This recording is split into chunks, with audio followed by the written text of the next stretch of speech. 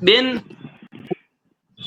ખાલી ઉપર લેવલથી એવું આખું ગોઠવવામાં આવી રહ્યું છે કે કોઈ પણ પ્રકારે તમે હેરાન પરેશાન કરો અને લોકોનો અવાજ ઉઠાવવાળો માણસ જ કોઈ સામે વધવો ન જોઈએ.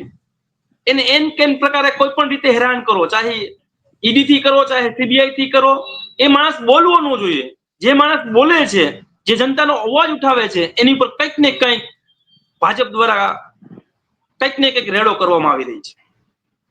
ત્યારે મારે દુઃખ સાથે કહેવું પડે છે અને ખૂબ દુઃખ થાય છે કે તમે અંગ્રેજો પણ આ ભારત દેશની જનતાનો અવાજ ક્યારે દબાવી નથી શક્યા. ભલે વાર લાગી હતી, સમય લાગ્યો હતો, એમ હવે પણ ભાજપનો પણ સમય ભરાઈ ગયો છે. કેટલો સમય લોકો અન્યાય સહન કરશે? અને મોંઘવારીની માર કેટલી છે?